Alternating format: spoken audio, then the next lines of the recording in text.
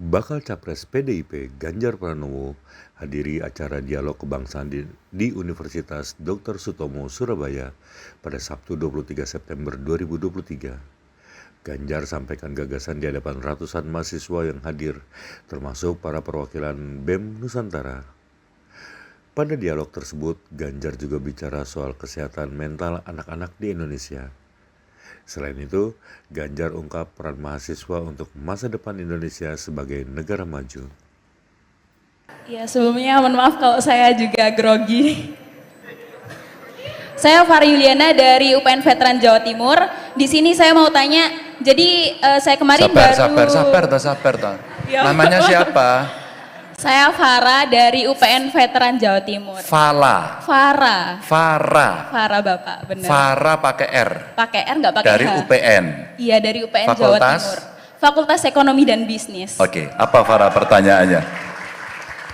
Jadi saya kemarin baru baca di beberapa media termasuk kompas.com bahwa Stanford University berencana membangun cabang kampusnya di IKN, Pak.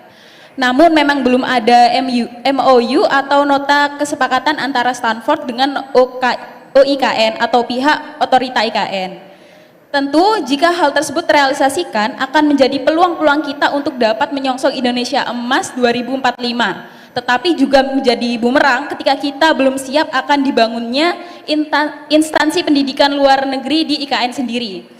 Lalu pertanyaan saya, bagaimana Bapak Ganjar sebagai pejabat publik dan sebagai Gubernur Jawa Tengah memberikan pesan untuk kami generasi milenial dan Gen Z untuk menyikapi hal tersebut, Pak? Oke, saya bukan Gubernur Jawa Tengah, udah pensiun. Oh ya, mohon maaf, Pak. Farah, kamu setuju nggak kalau ada Stanford di Indonesia? Saya sendiri sangat setuju, Pak. Oh, setuju, ya udah. Oke, pertanyaan yang tadi yang cowok kedua. Oke, mohon dibantu mikrofonnya untuk yang... Kita kumpulin dulu ya, Mbak ya. Mbak. Iya, kita kumpulin dulu ya. Kita kumpulin dulu pertanyaannya nanti Tadi biar kedua, sekaligus bisa dijawab, Pak. Halo, yang kedua. Iyalah, yang kedua sudah disediakan mikrofonnya dari bawah. Silakan.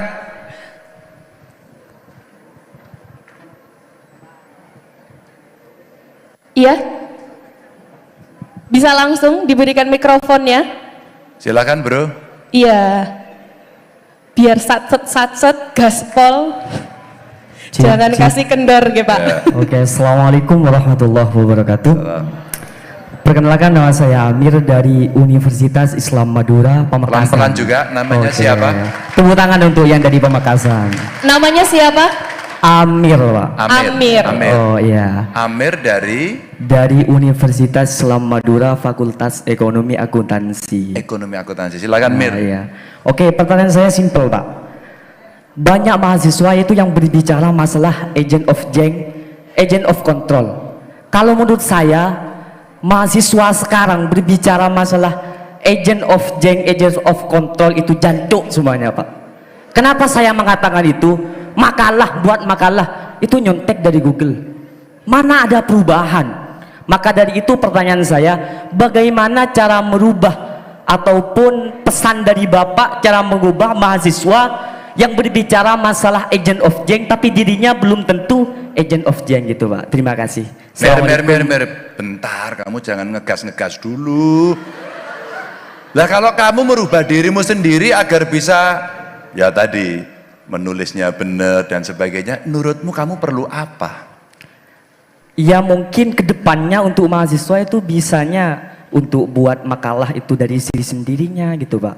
Karena kebanyakan itu dari senior itu mengajari ke adik-adiknya untuk menyontek sebuah pembuatan makalah itu dari Google, Pak. Oh, gitu. Seniornya yang nyuruh nyontek. Sebentar, Mir, berdiri lagi, Mir. Bentar, toh, Mir. Aku tuh seneng banget sama itu kamu, kan Mir. aslinya bukan, Pak. Itu sebuah saran aja yang dari senior, Pak. Enggak, gitu. Nanti dulu toh. Kamu itu disaranin salah kok ya mau.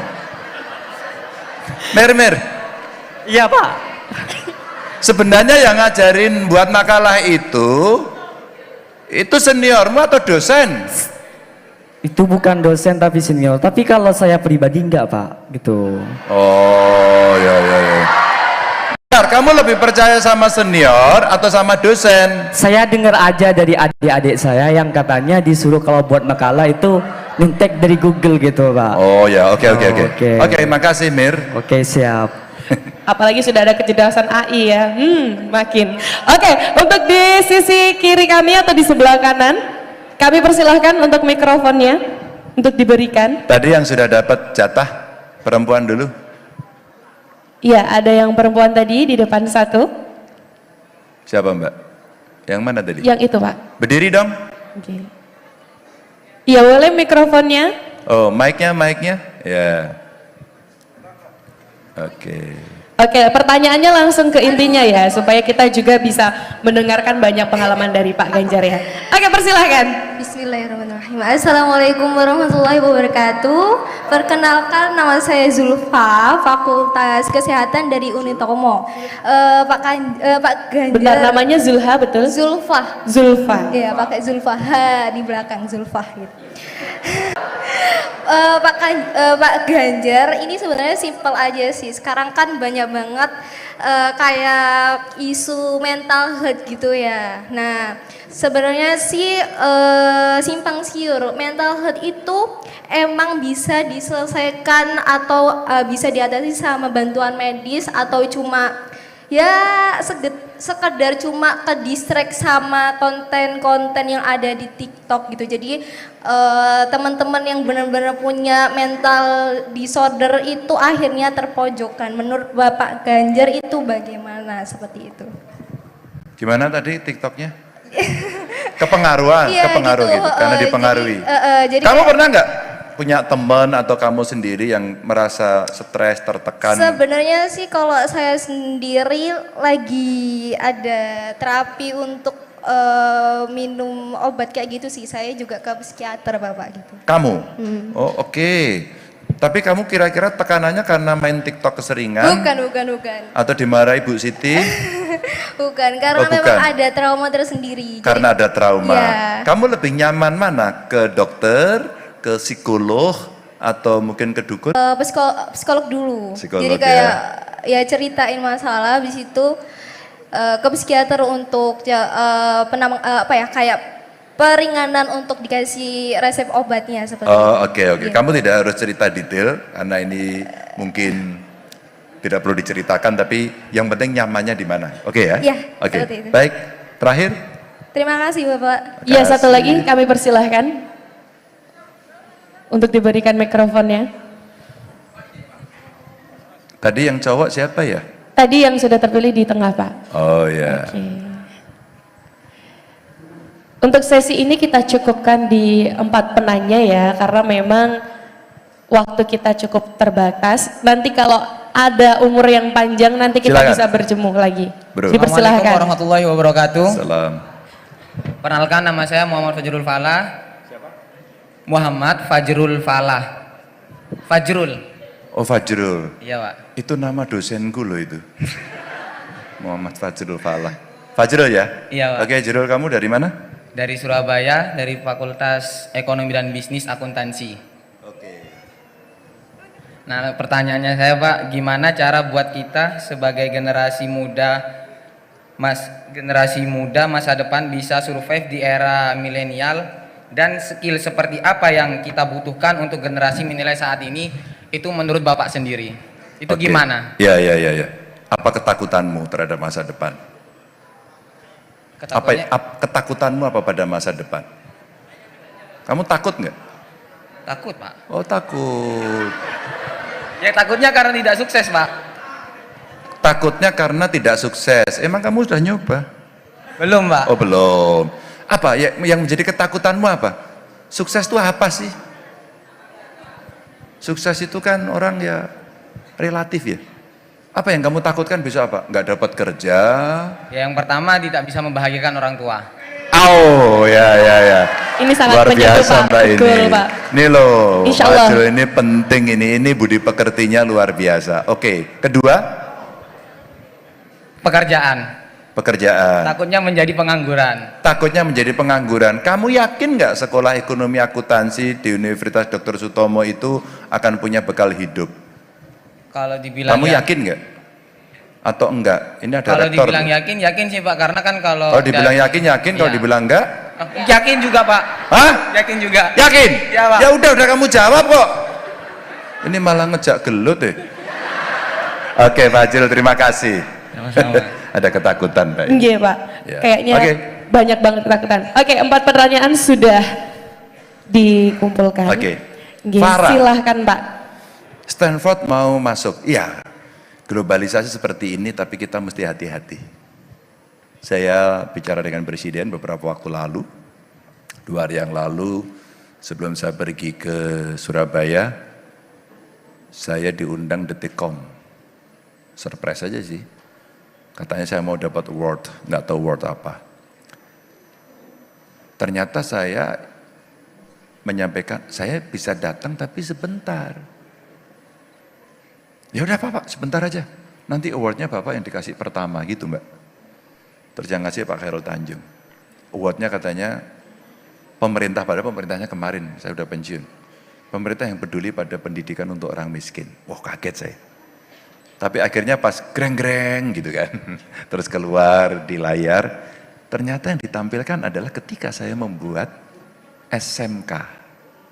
Sekolah vokasi hanya untuk orang miskin. Dan sudah berjalan kurang lebih hampir 7 tahunan gitu ya. Dan sudah meluluskan 1000 lebih gitu. Dan mereka sekarang bisa bekerja dimanapun. Alhamdulillah tidak ada yang nganggur. Dan kemudian dia sekarang menjadi tulang punggung keluarganya. Dan dia mengentaskan kemiskinan keluarganya. Saat itu ditampilkan gambarnya pas Pak Presiden, Pak Jokowi datang ke SMK Jateng.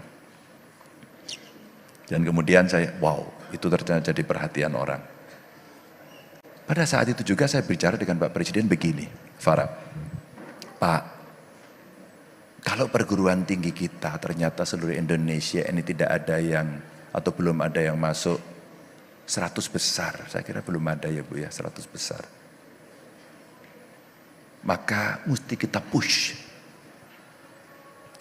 Singapura itu negaranya kecil, beberapa perguruan tingginya masuk dalam 10 besar lagi kalau nggak salah. Kita belum. Pemeringkatan, rating itu ternyata dipengaruhi oleh banyak hal. Fasilitasnya, dosennya, risetnya, macam-macam lah itu. Maka saya sampaikan Farah sama Presiden. Pak, ini mesti kita genjot Pak. Kira-kira gimana idenya? Pak, kalau mau crash program, mungkin bisa juga profesor-profesor yang sudah retired, sudah pensiun, sudah emeritus dari beberapa perguruan tinggi hebat dunia, kita panggil aja Pak. Kita panggil untuk membantu. Ambil 2 atau 3 taruh di Universitas Dr. Sutomo. Dia akan nempel agar kemudian semua bisa menulis jurnal internasional. Dengan cara yang benar, dengan jejaringnya. Dan bagaimana kemudian dia melakukan assessment terhadap kondisi ini. Maka kenapa tadi saya bicara harus melipat gandakan anggaran? Karena kita mesti kaya sebagai negara. Negara kita ini sebenarnya negara kaya apa miskin teman-teman? Iya, tapi mana duitnya? Korupsi, ilegal, betul kan? Maka sepakatkan korupsi disikat? Sikat. Maka birokrasi kita bisa melakukan crash program.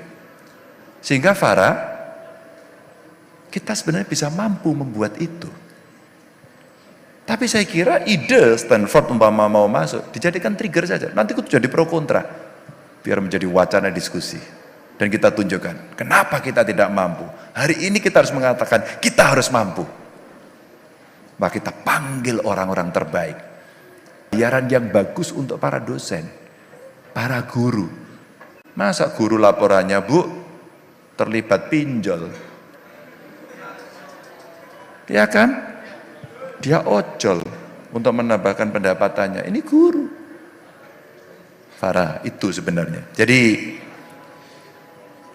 kita mesti menyiapkan perubahan itu dan kemudian maka saya katakan udah inline ya. Pendidikan kita mesti menjadi prioritas dan itu crash program. Bonus demografi kita 13 tahun saja. Kalau kita tidak gerak cepat untuk bisa memberesi itu, tidak sat-set, tidak melakukan crash program, kita akan lewat. Belajar dari Jepang belajar dari Korea Selatan, belajar dari Tiongkok. Ini 3 negara yang memanfaatkan bonus demografi dan berhasil. Ini teman-teman. Maka Farah itu kita kasih atau kita berikan stimulus agar semua terangsang kemudian untuk bisa hidup dalam dunia akademik yang bermutu. Plus nanti mahasiswanya kita mesti adil proporsional. Yang mampu ya bayar, tapi yang tidak mampu pinter beasiswa. Ada kok bidik misi, ada kok LPDP ya. Dan saya sampaikan kepada Presiden, Pak LPDP-nya aja Pak. LPDP kalau nggak salah sudah ada 200 triliun. Dan itu hanya digunakan bunganya saja. Jadi kalau itu bisa kita berikan teman-teman, maka semua yang dia mampu, maaf keluarga tidak mampu, maka dia akan punya akses, kemudahan akses. Anak-anak hebat kemudian punya peluang yang sama, tidak peduli dia dari kondisi keluarga seperti apa. Oke Farah? Amir dari Madura, bagaimana mahasiswa nulisnya nyontek di Google? Ya iyalah, karena Google-nya memberikan fasilitas kok. Besok itu tenang aja Amir, kamu jangan pakai Google. Kamu konsultasi dulu sama dosenmu, judul skripsinya apa, tesisnya apa, atau kalau membuat papers tugas seperti apa, topiknya apa, nanti kamu cari keywordnya apa, setelah itu kamu pakai chat GPT. Hati-hati loh Bu Rektor nih Pak dosen, hati-hati nih, nanti bersaing juga gitu loh. Tapi saya lupa kemarin mana ya, kalau nggak salah Swedia atau mana ya, yang sekarang mengembalikan siswanya untuk baca buku manual. Sekarang dia duduk, ketemu dan baca buku manual. Dia bertemu, yang dulu kita online ternyata beda dalam olah rasa, beda, ketemu itu beda. Itulah as human being ternyata tidak bisa digantikan, nggak bisa. Maka kalau tadi gambarnya ke kafe, kamu di kafe lagi ngapain? Lagi stres, lagi pengen healing, lagi cari teman gitu kan, macam-macam. Tapi sebagai manusia seperti itu. Maka kalau kita bicara kondisi itu, Mir, maka yang harus kamu jadikan acuan adalah dosenmu. Bagaimana cara berpikir kritis, analitis, sistematis. Itu pentingnya proses belajar. Begitu tahu, begitu bisa, tahu metodenya, go, kamu dilepas, dan cara itulah yang engkau pakai untuk menganalisis semuanya. Basis teorinya udahlah diambil semua. Maka kenapa Merdeka Belajar itu sebenarnya keren juga. Bu Rektor usul aja Bu, kasih magang Bu. Beberapa mata kuliah itu kasih aja ke swasta, ke swasta, ke pemerintah, maksudnya keluar kampus. Saya pernah menawarkan waktu itu dan datang dari Undip, dari UGM, semacam papers, kemudian diuji oleh dosennya, dia lulus. Dulu saya kasih usulan, mestinya saya ikut nguji. Saya yang ketempatan ikut nguji, jadi double. Dan inilah nanti learning proses yang akhirnya orang akan melihat praktek. Sehingga tidak dalam stres karena mendapat teori yang cukup banyak. Nah itu yang kemudian bisa menarik untuk Amir, akhirnya prosesnya itu baca buku, mencoba tahu pengetahuannya secara konseptual ngerti, tapi kalau ini kita turunkan menjadi sebuah praktek untuk menyelesaikan sesuatu, apa ya yang mesti kita lakukan? Nah itu tidak akan pernah sama, itulah kehidupan. Jadi Mir, sekali lagi, percayakan penuh sama dosenmu, jangan seniormu yang itu, gitu ya. Zulfa ya, kemana? Caramu udah betul. Kamu ada masalah, terbuka. Kalau kamu terbuka, maka kamu tahu cara menyelesaikannya. Kamu berpengetahuan. Itu pentingnya. Kemana datangnya? Ke psikolog, ngobrol dulu. Saya kok gini kenapa ya? Saya kok gitu kenapa ya? Saya kok tidak nyaman? Zulfa, saya tulis saya upload di YouTube saya, di IG saya, ketika saat itu saya ngobrol dengan penyintas UDGJ, anaknya sembuh. dan satu seorang psikolog muda. Kami podcast di situ dan saya mencoba menyelami, saya mencoba memahami, dan akhirnya dia punya platform. Platform itu jutaan followernya, dan ternyata disitulah orang bisa sharing. Maka penting kalau kemudian kita bertemu, berorganisasi Mbak. Tadi BEM ya, BEMNUS ini penting, se-Indonesia loh, ini keren. Ngobrol, berdiskusi, lega. Kalau mengungkapkan itu kan lega ya, lega, bebannya dikeluarkan lega, hanya itu. Itulah kejiwaan. Itulah ilmu pengetahuan, maka ada psikologi. Maka Anda ngobrol, Anda coba selesaikan, dan begitu itu selesai, mungkin cukup di sini. Tapi kalau tidak, mungkin perlu psikiater, dokter, maka makan obat. Sampai pada titik tertentu. Dan yang menarik, penyintas ini ternyata dia sembuh. Ini ternyata dia sembuh. Jadi Zulfa, menurut saya itu udah benar, tapi bagaimana mengurangi kesetresan? Ngobrol, berbagi cerita, sharing, cari yang paling nyaman.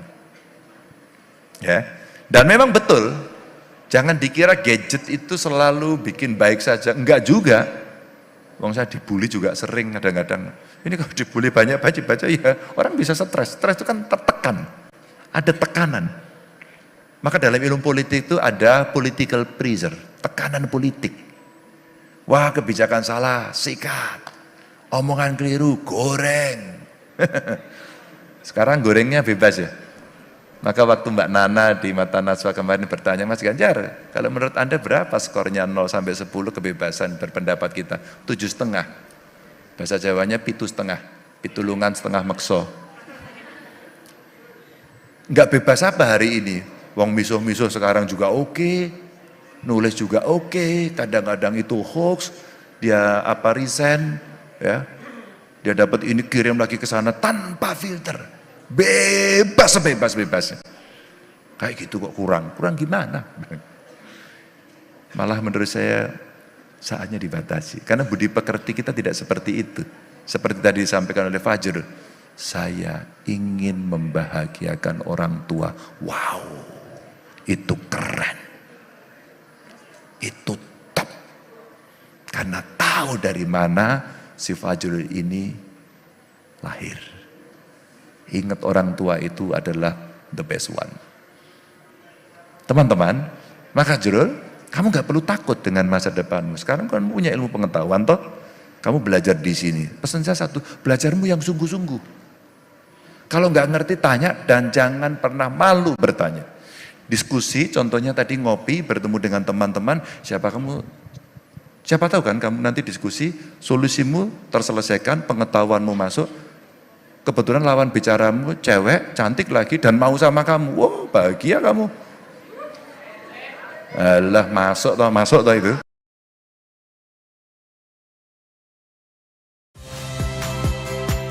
Saya Niluh Puspa. Saksikan program-program Kompas TV melalui siaran digital, pay TV, dan media streaming lainnya. Kompas TV, independen, terpercaya.